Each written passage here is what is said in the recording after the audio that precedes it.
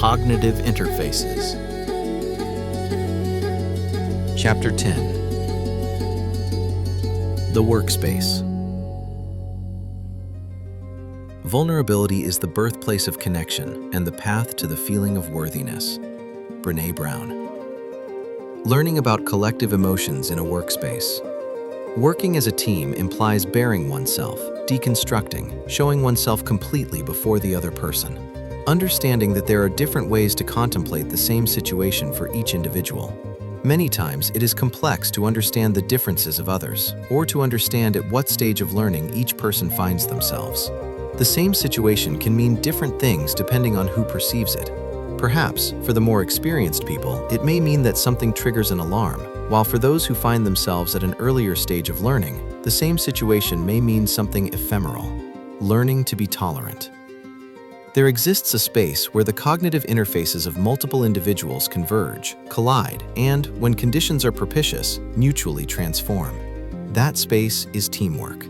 I am not referring to the sanitized concept of collaboration that appears in corporate manuals, but to the genuine territory where human beings encounter each other in their vulnerability, exposed to the gaze of the other, confronted with perceptions that challenge their own. The workspace is, paradoxically, one of the places where we have the most opportunities for self-knowledge. Each colleague is a mirror reflecting aspects of ourselves we prefer not to see. Each conflict is an invitation to examine our cognitive interfaces. Each difference of criteria is a window toward understanding that reality is not monolithic, but a kaleidoscope of perspectives equally valid from where each one observes. The art of bearing oneself. There is a word that has been systematically misinterpreted in the professional context: vulnerability. For decades, it was associated with weakness, with incapacity, with something that had to be hidden under layers of affected professionalism. But recent research has revealed what the sages of all traditions intuited.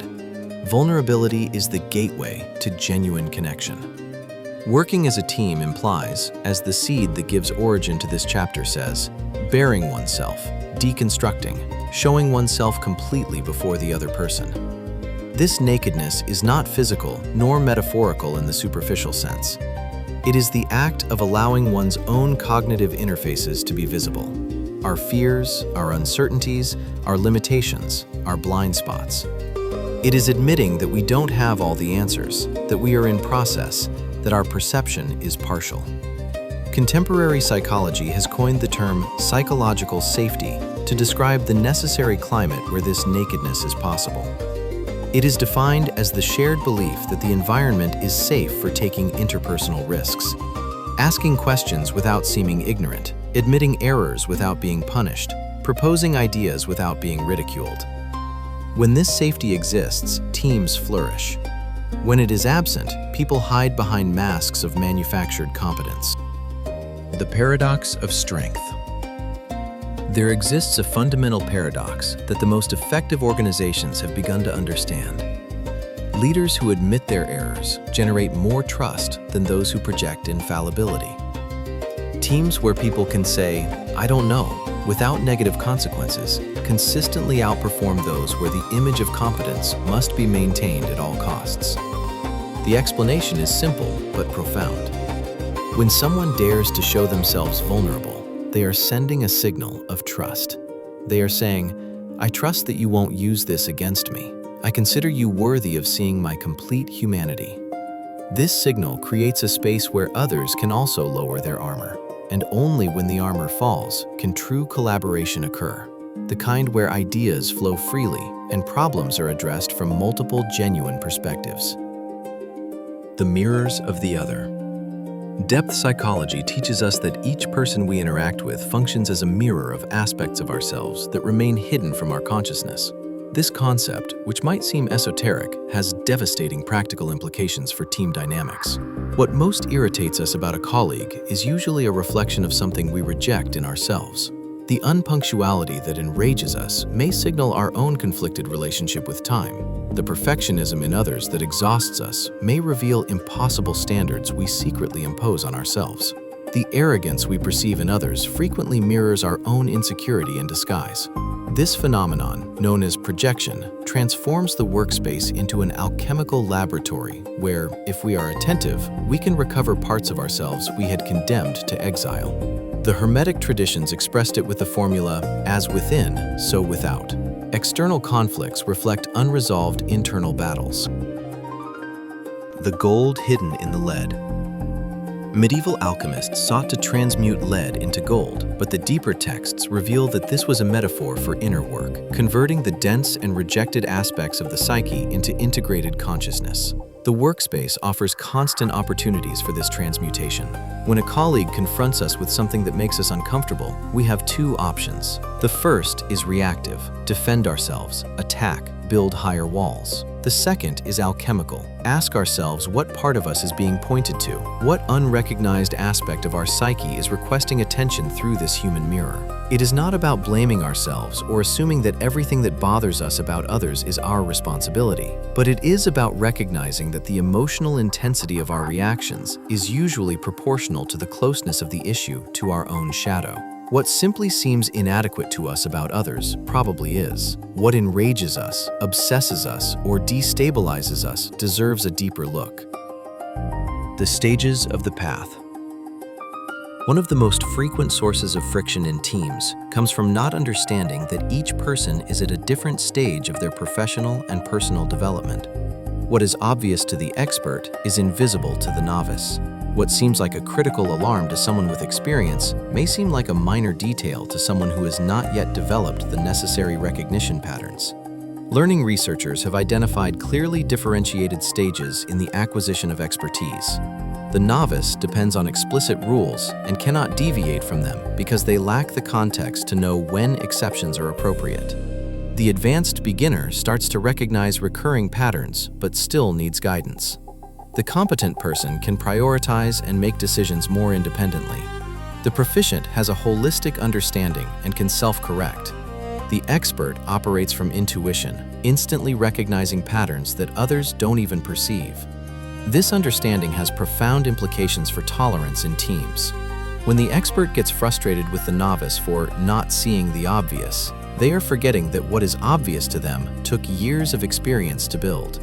When the novice feels overwhelmed by the expert's expectations, they are experiencing the inevitable gap between stages of the path. The same situation, different worlds. Imagine a typical work situation. A system presents anomalous behavior. For the expert, that behavior immediately activates a network of associations with past situations. They recognize the pattern. They know it precedes a larger failure. They feel the urgency to intervene. For the novice, it is simply one more data point among thousands. They don't have the repertoire of experiences that would allow them to contextualize it. The situation is the same, only in the most superficial sense. The experienced realities are radically different. This difference is no one's fault. It is the nature of human learning. The expert's cognitive interfaces are calibrated by years of exposure to patterns. The novices have not yet had the opportunity to be refined. The problem arises when these differences are interpreted as character defects. The novice is careless. The expert is paranoid. Genuine tolerance requires understanding that each person is doing the best they can from their current level of development. This does not mean accepting incompetence or giving up standards. It means creating communication bridges that respect the different positions on the learning path. The principle of correspondence. The Hermetic teachings proclaim, as above, so below, as within, so without. This principle of correspondence has direct applications in team dynamics. What occurs at the individual level is reflected in the group.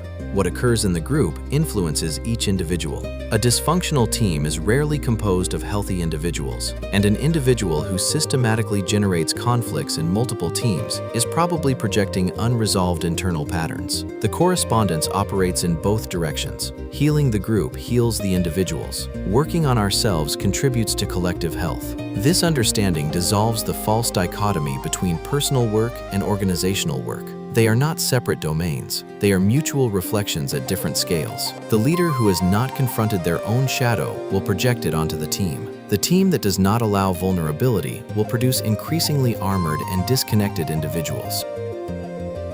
The microcosm of the team. Each work team is a microcosm that reproduces the dynamics of humanity on a reduced scale. There are archetypal roles that emerge naturally: the visionary, the executor, the critic, the harmonizer, the rebel. There are universal tensions between innovation and stability, between autonomy and coordination, between speed and quality. When we understand that we are participating in an archetypal drama larger than our individual personalities, we can depersonalize conflicts. The colleague who always questions our proposals is not necessarily attacking us. They may be fulfilling the necessary function of the critic, who prevents the group from falling into groupthink. The one who always seeks consensus may be protecting the cohesion necessary for the team's survival. This perspective does not eliminate individual responsibility nor justify destructive behaviors, but it does offer a framework where differences can be seen as necessary complements rather than defects to correct. The construction of tolerance. Tolerance is not a passive state of putting up with what is different. It is an active capacity that is deliberately constructed. It requires first the awareness of our own prejudices and reactive patterns, then the willingness to suspend judgment long enough to try to understand the other's perspective. Finally, the integration of that understanding into a broader vision that includes multiple points of view. This process is uncomfortable. Our cognitive interfaces are designed for efficiency, not inclusivity. It is faster to categorize the other as wrong and move on than to stop to consider that perhaps they have access to information or perspectives we don't possess. But the cost of this efficiency is fragmentation. Teams where each member operates in their own perceptual bubble, unable to leverage the collective intelligence that only emerges from genuinely integrated diversity. Empathy as interface. Empathy is the capacity to put oneself in another's place, to temporarily experience the world from their perspective. It is not simply understanding their position intellectually, it is feeling, even for a moment, what it feels like to be in their place. This capacity functions as a meta-interface, a cognitive interface that allows temporary access to others' interfaces. When we exercise empathy, we are literally expanding our perception of reality, incorporating data that our own filters would not capture. Empathy does not mean we must agree with everything. We can perfectly understand someone's perspective and still consider them wrong, but that understanding transforms the nature of disagreement. It is no longer a clash of rigid positions, but a dialogue where both parties can learn and eventually move toward higher syntheses. The space without fear. Studies on high-performing teams have revealed a predictive factor more powerful than individual talent or available resources: the existence of a climate where people can express themselves without fear of negative consequences. This climate does not arise spontaneously, it must be cultivated intentionally. Leaders who create this type of space share certain characteristics.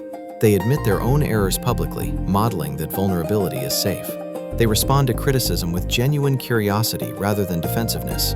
They celebrate difficult questions rather than punishing those who formulate them. They treat failures as learning data, not as evidence of incompetence. But it is not only the leader's responsibility. Each team member contributes to the collective climate with each interaction. Every time someone responds to an error with compassion rather than condemnation, they are reinforcing psychological safety. Every time someone silences a colleague with sarcasm or contempt, they are eroding it. The courage of authenticity. Being authentic in a workspace requires courage. Authenticity implies the risk of being rejected for who we really are, not for an edited version for public consumption. It is safer to wear masks, the imperturbable professional, the expert who never doubts, the unbreakable optimist. But masks have a cost. They require constant energy to maintain. They create distance with others, who sense they are not interacting with the real person. And eventually, they generate a feeling of emptiness. Success achieved behind a mask never feels completely ours. Authenticity does not mean sharing everything or ignoring the social norms appropriate for each context. It means that what we show is genuine, even if partial. That we are not acting a character but presenting a real facet of who we are. That our words and actions reflect values we truly hold, not only those we consider convenient to project. The alchemy of conflict. Conflict in teams is usually seen as something to avoid or resolve as quickly as possible. But from an alchemical perspective, conflict is precisely where transformation occurs. It is the fire necessary to melt the elements and produce new syntheses. Not all conflicts are productive. Conflicts that degenerate into personal attacks, that seek to humiliate rather than clarify, that escalate rather than deepen, destroy rather than transform. But well-managed conflicts, where ideas are confronted while people are respected, can generate innovations that no individual mind would have produced. The alchemical formula, solve et coagula, dissolve and coagulate, describes this process. First, rigid positions must be dissolved, certainties must be questioned, the boundaries between my idea and your idea must become permeable. Then, from that dissolution, something new can coagulate, a synthesis that incorporates the best of each original perspective but transcends them both. The art of compassionate confrontation. There exists an art in confronting ideas without attacking people, in questioning without humiliating, in challenging without destroying. This art requires the capacity to separate a person's identity from the ideas they hold. It is possible to completely reject a proposal while maintaining complete respect for the person who formulated it. Compassionate confrontation operates from the assumption that the other has good intentions even if their conclusions are erroneous. It seeks to understand before refuting. It asks for reasons before attacking conclusions. And when it questions, it does so with openness to being convinced if the arguments are strong enough. This type of confrontation is rare because it requires us to abandon something precious, the certainty of being right. We must enter the conflict genuinely open to the possibility of being wrong. And that openness, that intellectual vulnerability, is exactly what allows the conflict to be transformative rather than destructive. Work as path. What we call workspace is, in its deepest essence, a space for inner work. Each project is an opportunity to confront our limitations. Each colleague is a disguised teacher. Each conflict is a koan, inviting us to transcend our habitual responses. Each collective achievement is evidence that something greater than the sum of the parts can emerge when conditions are adequate. The tolerance we seek to develop is not simply a useful social virtue. It is an expansion of our perceptive capacity, a refinement of our cognitive interfaces that allows us access to more reality. Every time we manage to genuinely see from another's perspective, we become more complete. The collective emotions we experience in teams are not mere byproducts of social interaction. They are the very fabric of the group consciousness that emerges when individuals connect enough to form something greater. Collective fear paralyzes. Collective enthusiasm empowers. Collective trust enables feats impossible for isolated individuals. And at the center of everything is the willingness to bear ourselves, to show ourselves as we are, with our strengths and our cracks, with our knowledge and our ignorance, with our certainties and our doubts. Because only when we let the masks fall can the true work begin, the work of becoming, together, something that none of us could be separately. The workspace is, finally, the space where we practice being human with other humans, with all the complications, frustrations, and misunderstandings that implies, but also with all the possibilities for connection, growth, and mutual transformation. In that space, every day, we decide what kind of interface we want to be for others, a wall that rejects or a window that invites them to see more.